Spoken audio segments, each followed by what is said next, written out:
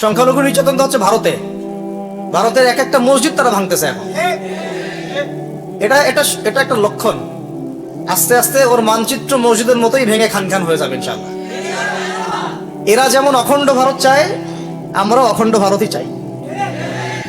আমরা চাই অখণ্ড ভারত হবে কালিমা লা ইলাহা ইল্লাল্লাহ মুহাম্মাদুর রাসূলুল্লাহ। আপনারা তো মনে করেন যে ভারত আমাদেরকে ঘিরে রাখছে, তাই না? আসলে ভারতকে আমরা ঘিরে রাখছি। এই দিক থেকে আমরা, এই দিক থেকে চায়না, এখান থেকে নেপাল, এখান থেকে ভুটান, এখান থেকে মায়ানমার, এখান থেকে পাকিস্তান, আর তার চেয়ে বাপ আছে আফগানিস্তান। আছেন আফগানিস্তান? ওদের সাথে কেউ পারছে এই পর্যন্ত? আফগানের ভাইরা নিজেদেরকে গড়ে নিচ্ছে, এখন বোঝাচ্ছে। এখন কথা হচ্ছে, আমরা একটা কাপুরুষতার পরিচয় দিচ্ছি। নেপাল ওকে টাইম দেয় না, ভুটান টাইম দেয় না, মায়ানমার টাইম দেয় না, চায়না তো দেয়ই না। আর আমরা তাকে একেবারে প্রভুর আসনে বসা রাখছি। আমরা কি দিছি? আমরা ইলিশ দেই, আমরা ট্রানজিট দেই, আমরা রেল দেই, আমরা বন্দর দেই, আমরা আর কি দেই? গ্যাস তো দেই মাশাআল্লাহ। তারপরে পণ্যগুলো তো দিচ্ছি, গার্মেন্টস দিয়ে দিচ্ছি, আমাদের প্রশাসনের মধ্যে লোকজন দিয়ে দিচ্ছি, কর্মী শ্রমিক দিয়ে দিচ্ছি। এই জন্যই তো বলি, কেন সে স্ট্যাটাস দেয় যে এই স্বাধীনতা তার স্বাধীনতা। এটাই তো আমরা কারণ। তার মানে তারা আমাদের সার্বভৌমত্বটাকে স্বীকার করে না, তাই না? তারা যদি আমাদের স্বাধীনতা সার্বভৌমত্বকে স্বীকার করতোই, তাহলে তো এরকম স্ট্যাটাস দিত না, দিত কি? তো এখন কথা হচ্ছে, আমরা মাথা নত করার জাতি না। আমাদের নবী মুহাম্মদ সাল্লাল্লাহু আলাইহি ওয়াসাল্লাম মাথা উঁচু করে দাওয়াতি কাজ করছেন। মার খেলেও কখনো তিনি মাথা নিচু করেন নাই। সাহাবায়ে কেরাম রাদিয়াল্লাহু আনহুম আজমাইন মাথা উঁচু করে দাওয়াতের কাজ করছেন, কারোর সামনে মাথা নত করেন নাই, ইল্লাল্লাহ, আল্লাহ ছাড়া। মার খেয়েছেন, হিজরত করতে হলে হিজরত করেছেন, কখনো মানুষ গালি দিয়েছে, গালি সহ্য করেছেন, কখনো মদিনায় চলে যেতে হয়েছে, দেশ ছাড়তে হয়েছে, দেশ ছাড়ছেন। আবার কখনো ইসলামী রাষ্ট্র কায়েম করতে হয়েছে, রাষ্ট্র কায়েম করছেন। জিহাদ করার দরকার, জিহাদও করছেন। কেতালের দরকার, কেতালও করছেন। আস্তে আস্তে মক্কা বিজয় করছেন, করেন নাই? সিরাত পড়তে হবে, সিরাতের ধারাগুলো আমাদেরকে বুঝতে হবে। এখন আমরা তো তার উত্তরসূরি, আমরা তাদের উত্তরসূরি। প্রথম কথা হচ্ছে, আমরা আমাদের নতজানু মনোভাবটাকে আগে ত্যাগ করতে হবে, এক নাম্বার। আর অতীতের জীবনের যে ভুল ত্রুটিগুলো দ্রুত সংশোধন করতে হবে। মানে এখন আর আমাদের হাতে অনেক লম্বা সময় আছে এমন না বিষয়গুলো। বাংলাদেশের তাবলীগের মেহনত, আমর বিল মারুফ নাহি আনিল মুনকারের মেহনত তো চলবে, মানে তাবলীগের মেহনত, দাওয়াতের মেহনতটা চলবে। যদি কখনো বাংলাদেশে দেখা যায় যে দেশের শত্রুরা বা দিনের শত্রুরা বা উগ্রবাদীরা এই দেশের স্বাধীনতা সার্বভৌমত্বের উপর আক্রমণ করে, তখন কি আমাদের উপরে জিহাদ ফরজ হবে কিনা? এখন যদি তাই হয়, এখন আপনাদের কি মনে হয়, এটার সম্ভাবনা আছে না নাই? এটুকু ইন্টেলেকচুয়াল অবস্থা তো আপনাদের আছে, এটার সম্ভাবনাও হতে পারে, আজ হোক কাল হোক, হতেই পারে। তখন আমার প্রিপারেশনটা কি হবে সেটা আমাকে এখন জানতে হবে। আমার প্রিপারেশনটা কি হওয়া উচিত? প্রথম প্রিপারেশন হওয়া উচিত, আগের সমস্ত জিন্দগিতে যা করছি নিজেকে আল্লাহর দিকে ফিরাই নিয়ে আসে। এটা প্রথম কাজ। যে আল্লাহর দিকে ফিরে আসে নাই, তার সাথে না জিহাদের সম্পর্ক আছে, না কিতালের কোনো সম্পর্ক আছে, সে তো আল্লাহর পথেই নাই। তো প্রিয় যুবক ভাইরা, আগে প্রথম কথা হচ্ছে, আগে আপনি আল্লাহর দিকে ফিরে আসেন, এক নাম্বার। দ্বিতীয় কথা হচ্ছে, এরপরে আমাদের প্রয়োজন শারীরিক প্রস্তুতি। শারীরিক প্রস্তুতি, যেমনটা বললাম যে কোনো অবস্থাতেই আলেম ওলামাদেরকে, দায়ীদেরকে, মুফতিদেরকে, মুহাদ্দিসদেরকে, মাদ্রাসার শিক্ষকদেরকে, খতিবদেরকে ভিতরে ঢুকতে দেওয়া যাবে না। কারণ আপনাদেরকে যদি ভিতরে নিয়ে যাওয়ার স্কোপ পায় তারা, নতুন করে আবারও কেউ, তাহলে আর সুস্থ রাখবে না, ফিজিক্যালি আপনি ঠিক থাকতে পারবেন না। অতএব একটা সামাজিক প্রতিরোধ গড়ে তুলতে হবে সবসময়। মানে একটা এলাকার মধ্যে একজন আলেম আছেন, সেই আলেমকে এলাকা থেকে নিতে পারবে না, তাকে নেওয়ার আগে 100 জনের উপর গুলি চালাইতে হবে, এমন একটা মুভমেন্ট থাকতে হবে। প্রতিবাদ না করলে, আপনি বান্দরবনে যান, বান্দরবনের পাহাড়ি এলাকায় গিয়ে কোন একটা পাহাড়ি লোককে উঠাই নিয়ে আসেন, দেখি কত বড় সাহস আছে আপনার। আর্মি পর্যন্ত পারে না। কে পারে না? সেনাবাহিনী পারে না। পারে? পাহাড়িরা ওইখানে ঐক্যবদ্ধ হয়ে যায়, ওদের মহিলারা ঝাড়ু নিয়ে সামনে চলে আসে। এই আমাদের বান্দরবনের কথা বলতেছে। ওখানে যে কুকিচিং একটা ফ্রন্ট গঠন করছে সশস্ত্র বিদ্রোহীরা, ওই অংশটুকুকে নিয়ে একটা মাস্টার প্ল্যান আছে ওদের। ওই অংশটুকুতে তারা একটা খ্রিস্টান রাজ্য বা আল্লাহ একটা পাহাড়িদেরকে নিয়ে একটা রাষ্ট্র প্রতিষ্ঠা করতে চায়, এটা ওদের স্বপ্ন আর কি। এই উদ্দেশ্যে তারা হাঁটতেছে এবং তারা অস্ট্রেলিয়ান ভাষায় কথা বলে। ওখানে তারা পতাকা বানাইছে, মানচিত্র বানাইছে, এমনকি লাস্ট টাইম আমরা ওখানে গিয়ে শুনলাম যে মুদ্রাও নাকি বানাচ্ছে। মুদ্রা হাসতেছেন, বিষয়টা কত ডিপ। আমাদের রাষ্ট্রে যে কত সমস্যা, আর জানি না যারা দায়িত্বে আছে তারা কি করতেছে, আসলে কোন দিকটা সামাল দিচ্ছে। অর্থনৈতিক দিকটা দেখবে না এই পাহাড়ি এলাকার সমস্যাগুলো মেটাবে, নাকি আমাদের মুসলিম উম্মার অভ্যন্তরীণ সমস্যাটা মেটাবে, না শহীদ ভাইদের খবর নিবে, না পঙ্গু ভাইরা যারা পড়ে আছে হাসপাতালে তাদের খবর নিবে? সিনেমা দেখতে বসে গেছে। কোন আক্কেলে সিনেমা দেখেন আপনি? আপনার সিনেমা দেখার সময় কোথায়? আপনার সিনেমা দেখার সময় কোথায়? এই যে যতগুলো ভাই শহীদ হয়েছে তাদের পরিবারের খোঁজখবর নেওয়া লাগবে না? এবং যতগুলো ভাই এখন হাসপাতালে কাতরাচ্ছে তাদের সঙ্গে হাজার হাজার হাজার হাজার ছাত্র ভাই, তাদের চিকিৎসা করানো লাগবে না? যত মানুষকে গুম করা হয়েছে ওদেরকে মুক্ত করা লাগবে না? তারাও তো জানে এটা অন্যায়, এবং যারা করে তারাও বলে এটা অন্যায়। জানেন, যারা করে তারাও বলে এটা অন্যায়। এবং আমাকেও বলেছিল যে আমি জিজ্ঞাসা করেছিলাম যে আমাকে যদি মানে প্রকাশ্য কোর্টে চালান করে দেওয়া হয় এবং জাতির সামনে বলা হয় যে আমাকে গুম করা হয়েছে, এবং এরপর যদি বলা হয় যে আমাকে গুম করার পরে কোনো রকমের নেগেটিভ কিছু পাওয়া যায় নাই তাই আমরা ছেড়ে দিয়েছি, এই কথাটা কি বলা যাবে কি যাবে না? তারা বলছে যে না, এটা বলা যাবে না, কারণ এই কাজটা তো মানবতা বিরোধী অপরাধ, এটা করলে তো বললে তো সবাই আবার বুঝে ফেলবে। তো এই হলো অবস্থা। ওখানে আমরা বুঝেছি যে বাংলাদেশের প্রশাসনে দুইটা ভাগ আছে। একটা ভাগ হচ্ছে মারাত্মক রকমের ইসলাম প্রিয় এবং দেশপ্রেমিক, মাশাআল্লাহ, আমরা তাদেরকে স্যালুট জানাই, মাশাআল্লাহ। কিন্তু আপনারা ভুল জায়গায় শ্রম দিচ্ছেন, আপনারা ভুল জায়গায় মেধা, শ্রম এবং আপনাদের জীবন নষ্ট করতেছেন। আপনাদের থাকা দরকার ছিল ওলামায়ে কেরামদের সাথে, তাহলে আপনাদেরকে টক্কর দিয়ে কেউ সামনে যেতে পারতো না। আপনারা খালিদ বিন ওয়ালিদ হতে পারতেন আমাদের, আপনারা কিন্তু ওমর ইবনে খাত্তাব হতে পারতেন।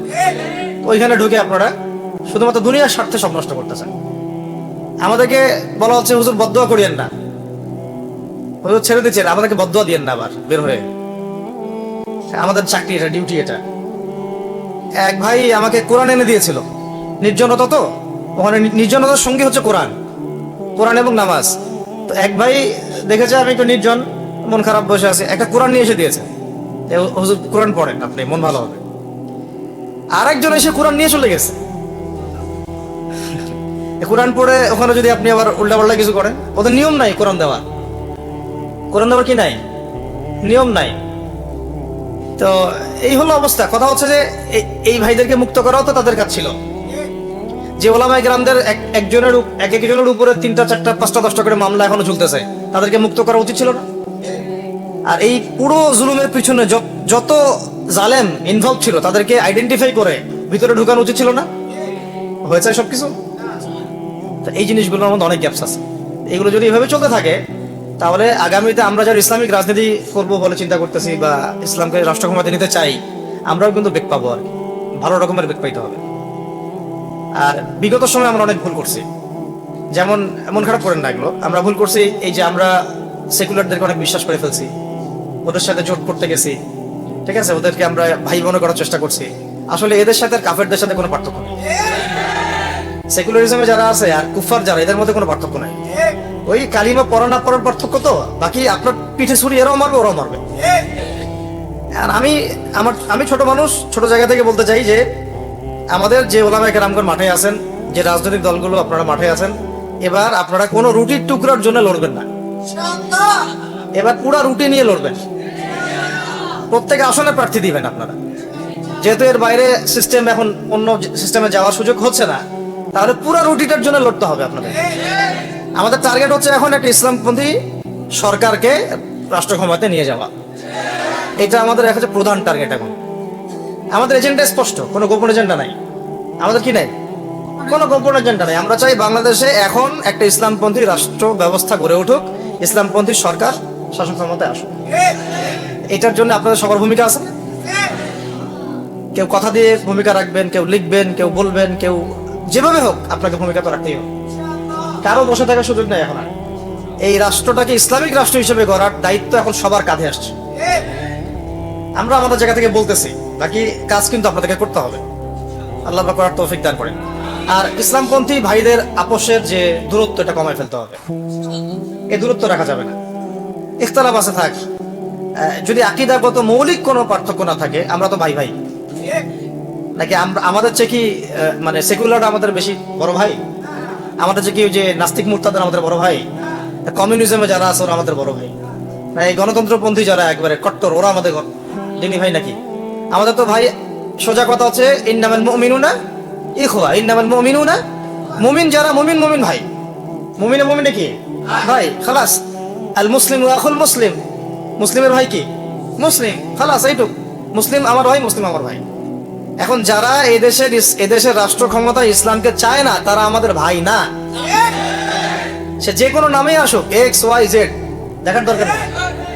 এক্স নামে আসুক, ওয়াই নামে আসুক, জেড নামে আসুক, যারা রাষ্ট্র ব্যবস্থা ইসলামকে চায় না, তারা আমার ভাই, খালাস, সোজা কথা। এখন রাষ্ট্র ব্যবস্থা ইসলাম চায় যে ভাইরা আমাদের, ওই ভাইদেরকে একসাথে থাকতে হবে।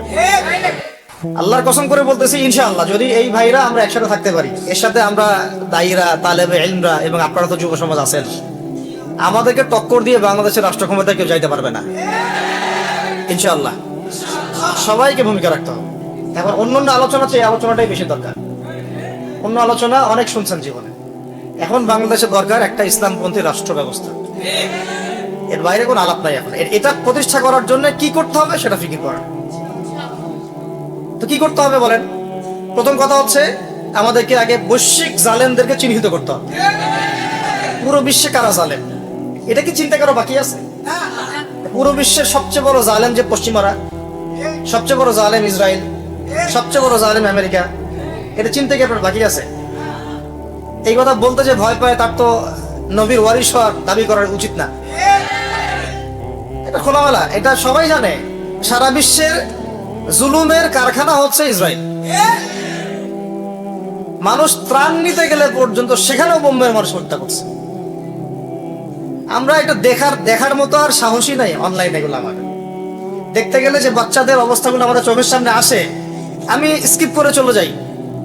হয়তো কতটুকু দোয়া করতে পারি আল্লাহ ভালো জানে।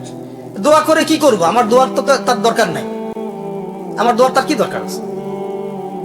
আমাদের মতো পাপী মানুষের দোয়া দিয়ে তার কি হবে? এখানে তো স্পষ্ট যে পুরো বিশ্বের জুলুম জালেমের শক্তির কেন্দ্রস্থল কোনটা, সেখান থেকে সব মাস্টার প্ল্যান হচ্ছে। আর যদি ওই ইসরায়েল, ওই আমেরিকার কোন সেবা দাসকে আমরা ক্ষমতায় নিয়ে আসি, আমাদের ভুল হবে না? ছাত্র ভাইরা এই ভুলটা করছে, ছাত্র ভাইরা ভুলটা করছে। কারণ আপনাদের দিনের জ্ঞানের বুঝের কারণে করছে, বুঝের অভাবের কারণে করছে। ঠিক আছে, ঠিক আছে, এখন যে মানে সম্ভাবনা শেষ হয়ে গেছে এমন না। আর এখন সবাই প্রতিবাদের ভাষায় কথা বলতে পারে। একটা রেভলিউশন ঘটানোর মতো সিচুয়েশন বাংলাদেশে আছে। অন্তত পক্ষে আমাদের ভাইদের মধ্যে আমরা দেখেছি, ছাত্র ভাইদের মধ্যে সাহস তো মাশাআল্লাহ অবশ্যই আছে, ডেডিকেশন আছে, জীবন দেওয়ার মানসিকতা আছে। তাদেরকে খালি নার্সিং করতে হবে, জীবনটা যেন ভুল পথে না যায়। এখন আবু সাঈদের রক্তের উপর দাঁড়ায় যদি কোনো সেকুলার ক্ষমতায় আসে, তাহলে এটা আবু সাঈদের রক্তের সাথে গাদ্দারি হচ্ছে। এই মুগ্ধদের রক্তের উপর সিঁড়ি বানায় যদি কোনো জাতীয়তাবাদীরা আর ওই সেই গণতন্ত্রপন্থীরা, ওই ইসলামের দুশ্মনরা, ওই ভারতের দালালরাই যদি ক্ষমতায় আসে, তাহলে এটা ওদের রক্তের সাথে গাদ্দারি হচ্ছে। এই গাদ্দারির মাফ হবে না। এইটা পলাশের যুদ্ধের চেয়ে বড় মির্জাফরি হয়েছে, এটা ৭১-এর চেয়ে বড় রাজাকারী হয়েছে।